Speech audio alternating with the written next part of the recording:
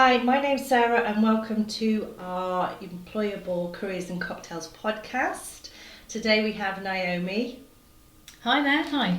So I will start the podcast with a very quick question because I know you've got your gin-ployable cocktail with you today. Mm-hmm. What is your favourite cocktail? Oh, well, I think I'm going to have to go for a gin and tonic. Does that count? Does it have to be more exciting? You could always put an umbrella in a gin and tonic, Yeah. and then it's officially a cocktail then. Yeah, I think that would be my go-to, especially in the summer. Plain gins or the flavoured gins? Plain Plymouth gin. Has to be Plymouth gin. Okay. Being a proud Janner, has to be Plymouth gin with a slice of lime, ice obviously, and sometimes a few drops of Angostura bitters. Oh, okay. Yeah. I do like the gin with just Peake grapefruit. Bit of grapefruit in the gin, that's quite nice. Nice too. Nice and refreshing. Yes. The other important question, who are you and what do you do? Oh, well, I'm Naomi Fox-Smith. I am a bid writer, run my own bid consultancy business. I'm, as I mentioned just a minute ago, a proud Plymothian. I now live on Dartmoor and I'm running my business from my house, and I'm supporting small to medium-sized enterprises, mainly in the southwest, but I've got some national companies that I look after as well. Okay, so that's different. So how did you get into the industry? Is it something that you chose, or is it an industry that chose you? It's an industry that chose me. So when I graduated from university, I ended up in a marketing generalist role for a professional services firm. And I did my first bid when I was there, so in my early 20s. I didn't even know what a tender was. I thought it was a piece of chicken or something. I didn't know what a tender was, and actually really enjoyed the process. And I think because we were successful with that particular bid, it gave me the appetite for it. I am very competitive. I love winning, and that kind of set me up really for being more interested in it. And I then progressed onto other marketing and business development roles, but that had a very strong bid writing focus. Okay. And then, about 15 years ago, I was made redundant from a national construction company that I was working for, and that's when I decided to set up my own business and go freelance. Yes. So it's something that you enjoy. Yes. Yeah. I think most people hate it. I love it. Yes. It's one of those things. I always remember my first marketing job, my boss shoved a tender on my desk and said, we need to apply for this. And it was a great big ring binder, and I was just like, yeah, I don't like that. No. That's not what I like doing. When you were 16, so I know you just described sort of when you've left uni, but when you were 16, what did you see yourself doing, or what was your ideal job when you were a bit younger? I wanted to be an inventor. Okay. Yeah, I had lots of ideas, and I still do actually, lots of ideas for products, and I wanted to create a product and have a widget and be that person that has their goods rolling off the back of a lorry and onto shop floors. So yeah, that was what my vision was and my aspiration was. So very creative then. Yes, yeah. Very great. Okay, and you mentioned about your competitive side and winning the bids, but what are the best bits about your job? Obviously self-employment is a huge advantage. I've done both sides, so what are the best bits about your job now, apart from obviously the competitive and winning all the massive bids that you're winning? What is the best bits about your job? Getting to work with a range of different companies, so rather than just being an employee and working with one team and one business, I get to be part of lots of different teams and be exposed to lots of different business processes and business types, and that creates a lot of opportunity for learning and development.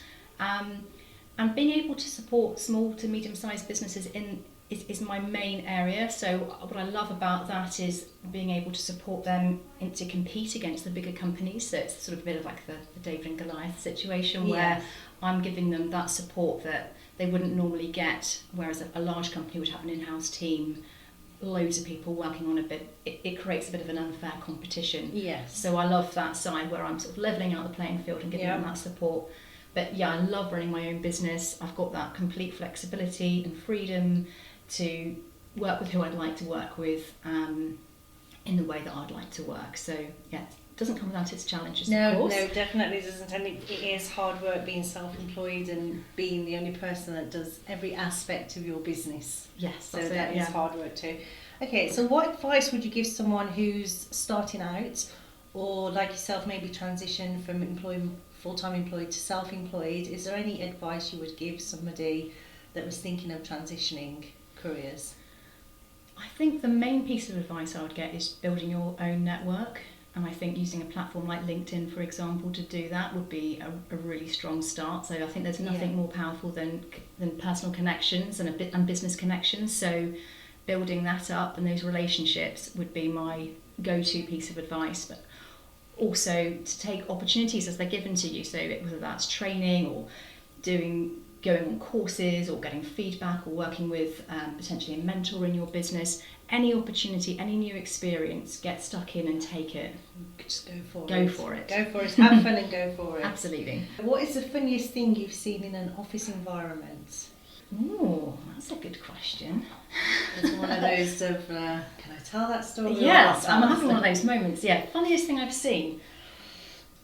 Well, actually, you know what? I think a telephone box is pretty unusual. Yes, that is. I wouldn't say it was funny, but I would say it was unusual. As well as the post box as well that goes with it behind. Yes, while I'm sort of racking my brain for something more interesting, I'm going to go with the telephone box and the post box. In a bar. Yeah, in a bar. Yeah, the combination of them all. No, that's fine. Okay, so is there any conspiracy theories that you believe in? Oh. Kind of mixing it up away from the career side of things now. Is Kate Middleton dead? Oh. I'm quite interested in that one. That would be... I never even contemplated that one. Was that her on the bench? Was that a deep fake? Who knows? You've got me thinking about that one too. Yeah, so it's not really a very serious one, but yeah. No, because she kind of she did vanish. No one's seen her since December. No. So there you who go. knows? See, I was expecting aliens, but now that one's now. Oh, that's true. That's right? now in That's my not head. Conspiracy. Aliens, 100%. No, I know, but it depends on what sort of level of aliens. Are they like Men in Black living with us, sort of aliens, or they're green men that come out of space aliens? But yes, Kate Middleton. I need to drink some more gin before we get into that conversation. Yes, definitely. So, you've got the world's attention for 30 seconds. What would you say to the world? I would say make the most of the precious miracle of being on this earth. It really is just such a mind-bogglingly incredible thing that each and every one of us is here, and to be given that gift of life and to have our however long we've got on this planet is to make the most of it and find out what makes you happy and go after that, and try and ignore and block out what society expects of you and what other people think. Find out from within your own self what that is, and go after it hammer and tongs. Yes, it is hard, and especially because obviously my son's 16, just doing his GCSEs, and it's really hard because I'm a big believer in just go for it. There's so many opportunities, you go for it, and the school is so process driven, and that's not how everybody performs. Not everybody's going to perform to an academic level, and it is hard to just say, look, just go and make the mistakes, go and enjoy yourself. It's better to regret things you've tried than not tried, isn't it? Yes. So, have a go. Yes. Just go for it. If you could interview a famous person, dead or alive, who would it be and why? Or you could do one of each, there's two. Oh gosh, okay. Is there anybody that's inspired you, or... I'm having a mind blank. Okay, let me think quickly. Okay, so any singers or inspirational, motivational people, any actors, Ben Franklin, and... Well, obviously I'd like to interview Brad Pitt. Of course. You know, I have several reasons for wanting to do that. So I would not know what those reasons were. No, in all seriousness, I would like, I think, to have a conversation with... Tim Peake would be a good one. Yeah. Yeah. I would be wanting to interview Tim Peake because I think he would have the most incredible perspective, literally, on planet Earth, and how precious and fragile it is. And I'd be just really interested to sort of find out more about how he prepared for that trip, what his sort of personal learnings were from it, and potentially what his next missions are. Yeah, and I suppose I'm very much into space and astronomy, But I suppose for me it would be how he's adapted as well when he comes back down to Earth. So he's gone up there and he's in his little-ish ship compared to Earth, and you can see Earth as a little, tiny little football, and then he's back on that big planet, and I suppose it'd be what his perspective is of now being back down to Earth. That literal reacclimatisation. Yes. Yeah. It must be so weird. Yes, because it's hard coming back from a holiday. You have to adjust when you're back from holiday, but to imagine coming from space back down to Earth. Yeah, and just going back to our conspiracies about aliens, what's his view on that as well? Yes. You know, I'd be quite interested. And did he catch any glimpses of those green aliens? Exactly. But he's not allowed to say anything. No. Maybe. No, or maybe he's been zapped and his mind's been wiped from it. Maybe they've got one of those Men in Black Yeah. pens. Maybe. We will next have the last question, which I think is the most important question. Right. If you could have any superpower, what would it be?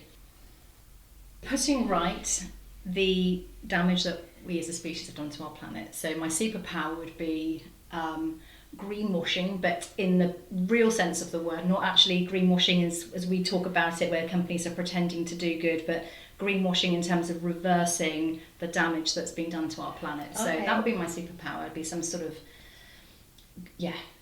just my magic wand would just take all of the pollution Plastics away, and- sort the plastic situation out, get the climate properly back down to the points it's supposed to be. So yeah, that would be my superpower. That's very good. See, normally our superpowers are flying and strength, but yes, that's a Yeah. very, very kind superpower to what I'd we be like normally this, have. yeah, I'd be this incredible sort of green woman type of character that would just, resolve it all. Yes. Okay, no, that's great. So, thank you very much for joining us. Thank you for And- having me.